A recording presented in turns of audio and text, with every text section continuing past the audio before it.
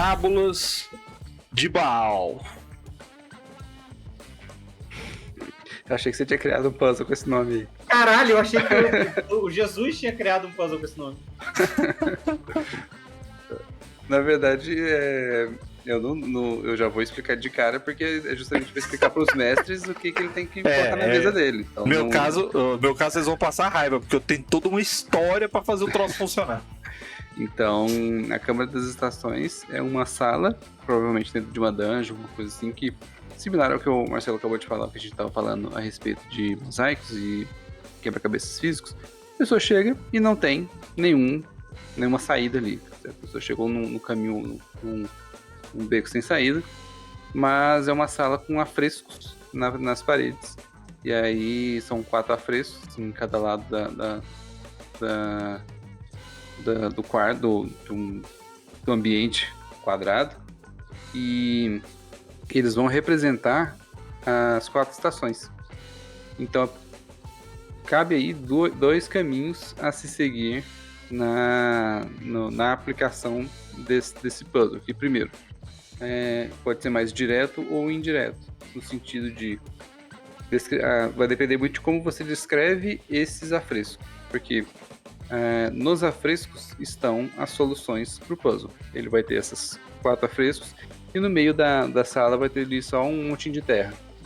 Então, no primeiro afresco que está ali da primavera, você precisa... ele também é um puzzle que tem múltiplas maneiras de se resolver.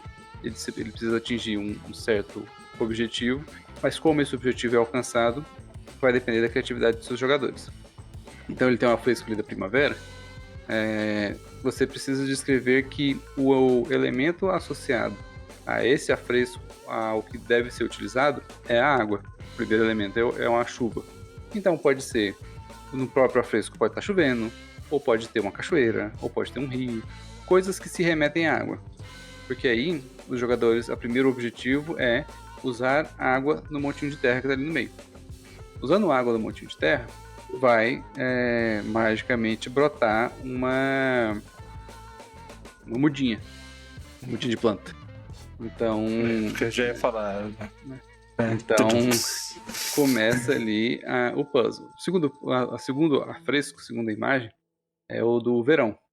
E aí já tem que ser uma coisa mais relacionada a calor, sol, esse tipo de... Aí, no primeiro que eu tô falando de água, pode ser mais de água, pode ser pegar o cantil e jogar água lá em cima. Como eu falei, a maneira como isso vai ser alcançado vai da criatividade dos seus jogadores, do que eles tiverem acesso a usar. Se tiver magos no seu grupo, tudo bem. Se estiverem outras classes que têm acesso a outro tipo de acesso de fornecimento do que precisa ser fornecido, melhor. Que aí cada um tem suas forças e age da maneira que puder. O verão, ele é associado ao calor. Então, na imagem vai ter ali um sol estatelando, ou uma coisa mais voltada para cores quentes, indicando que é um afresco de verão e que ele precisa aquecer o local. E aí aquecer não é queimar, porque já tem uma mudinha de planta ali.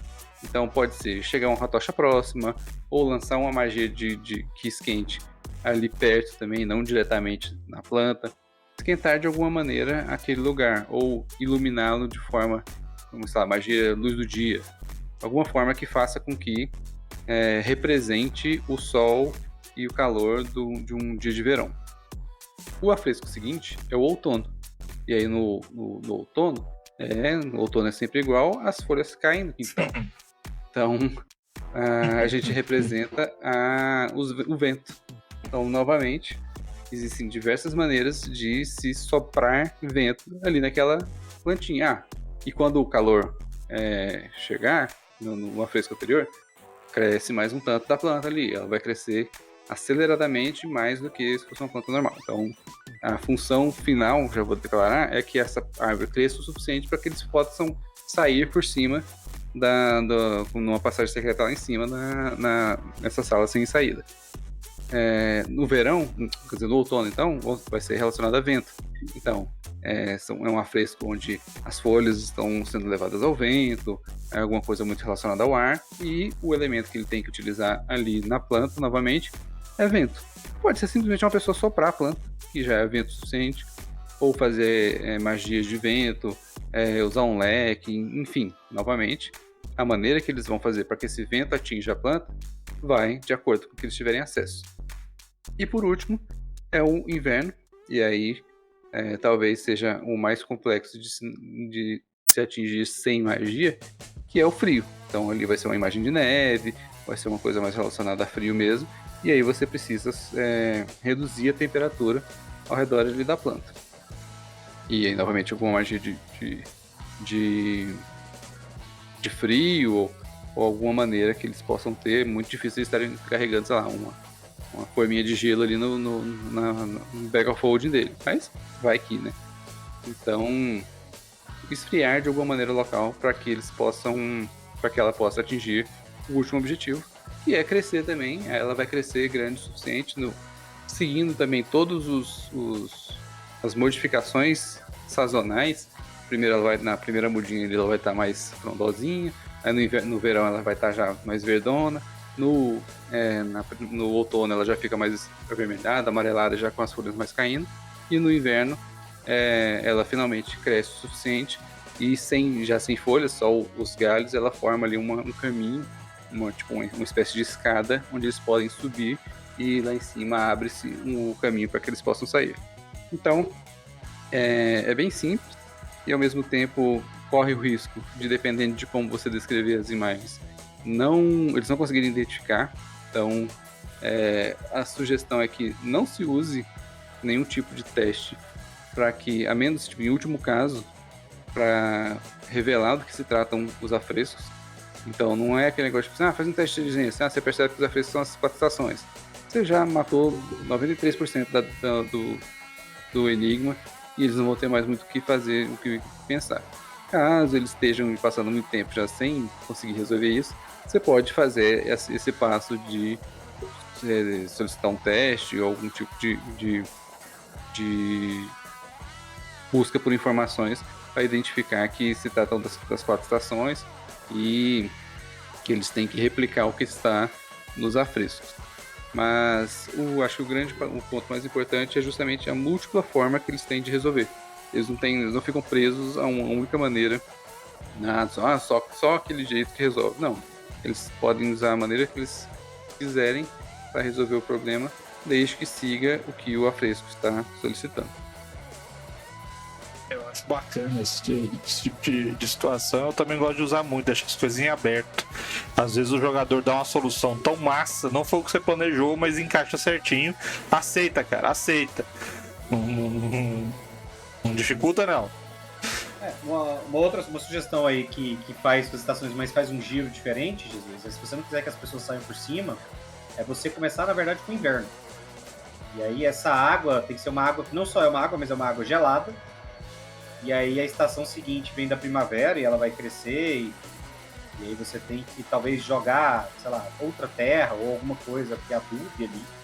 E aí ela cresce, no verão nasce um fruto, você aquece a planta, nasce o fruto, e no outono, quando o fruto cai, sei lá, você tem uma chave, caiu dela, ela produz um único fruto, e aí quando você chega ao outono, com o vento, esse fruto cai, e quando ele cai, se é um fruto especial, ele quebra, tem uma chave lá dentro, então você pode abrir uma porta. Uma coisa importante que o Marcelo falou no início lá também é de não copiar necessariamente puzzles que você vê por aí, né? Porque é muito bom também você pegar por inspiração. Tipo, o Marcelo escutou agora aqui e já teve uma outra inspiração para criar um similar. Você, com certeza, que está escutando agora também, tem essa capacidade de pensar em alguma outra forma que você pode usar essa ideia geral e aplicar de acordo com o cenário que você está. Às vezes até você não está ali num cenário medieval de fantasia, mas você pode aplicar ele em algum outro local. E uma coisa que eu saco também é que você pegou uma simbologia que é de conhecimento notório, né?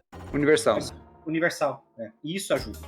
Isso ajuda. Então, assim, por mais que às vezes os afrescos não sejam óbvios e você não queira descrevê-los de maneira óbvia para não facilitar demais, você partir de simbologias universais ou de conhecimento muito amplo facilita muito, né? Não só dos personagens, como dos jogadores.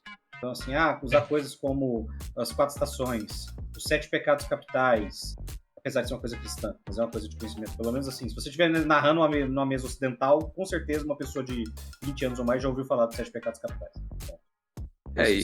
igual eu falei, essa é uma que o Bárbaro de 8 de inteligência conseguiria resolver. Exatamente. Porque ele sabe o que acontece na primavera, ele sabe o que acontece no verão Isso, exatamente. Entendeu? Então, assim, todos esses. É a vantagem do outro lado. Quais são os 4 fases da Lua? Tudo isso. Entendeu? Eu acho que tem essa vantagem, de fato, de você usar uma simbologia universal de base que dá uma facilidade, entre aspas, maior para permitir que você precise, inclusive, dar menos dica. Você não precisa dar nenhuma dica para as pessoas sobre quais são as 4 estações. Elas só precisam fazer um paralelo, né? Exatamente. Vamos seguir aqui. E eu já chego com outro dos nossos enigmas. E esse eu tirei a resposta. Nunca à frente, sempre para trás. Os jovens me veem como lenta, os adultos me veem como ligeira. Quando eu morro, morre comigo a inocência.